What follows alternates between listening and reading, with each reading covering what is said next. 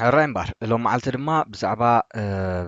a PowerPoint presentation كمي جيرنا numbered lists كمون bulleted lists نسرح كن مهارينا مالتي مجمرتا على presentation document نخفت مو قتيلنا حدا slide layout كنمتينا بزي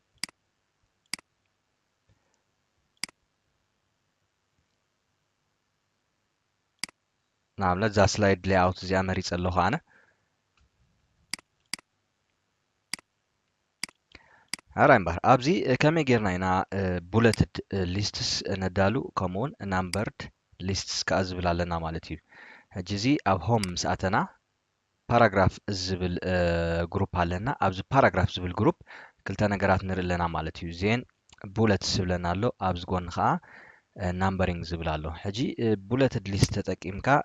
زخونة صحفت كتدالو مستدلي أبز كليك تكبر مالتي مجمرتا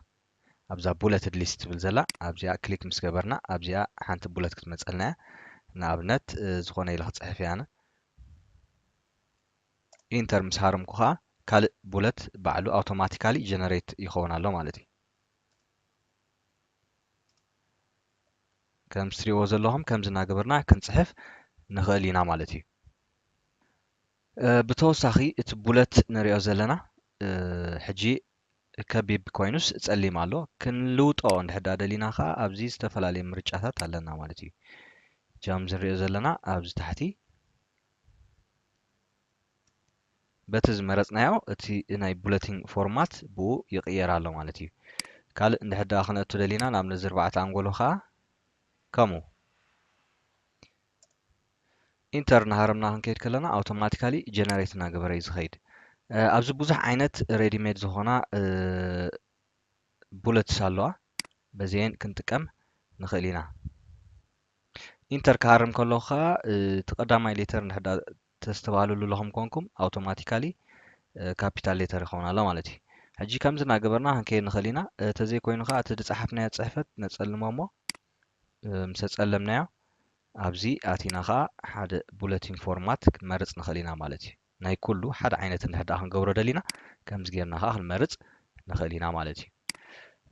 ከምኡውን ብተወሳኺ ንኣብነት ኣብዚ ኢንተር ገይረ ታብ እንድሕር ዳ ፀቒጠ ንውሽጢ ይኣቱ ኣሎ ማለት እዩ ከምዚ እናገበርና ከዓኒ እቲ ሃይራርኪ ከዓ ከምዚ ጌርና ክንሕሉ ንኽእል ኢና ማለት እዩ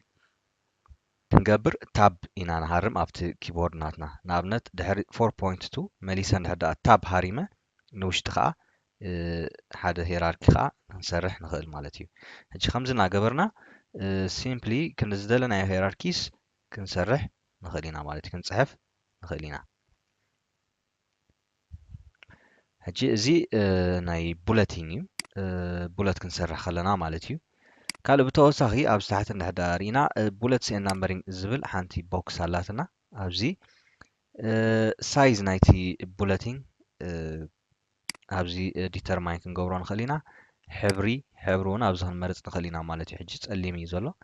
ኣብዚ ክንመርፅ ንኽእል ኢና ከምኡውን ስእሊ እንድሕር ዳ ክንጥቀም ደሊና ከዓ ስእሊ ካብ ኦንላይን ከነምፅእ ንኽእል ኢና እንተዘይኮይኑ ከዓ ካብ ኦፍላይን ከዓ ኣምፂና ክንጥቀም ከዓ ንኽእል ኢና ንኣብነት ኣነ ኣብ ኮምፒተር እዩ ዘሎ ዝኾነ ስእሊ ክጥቀመሉ ክፍትነ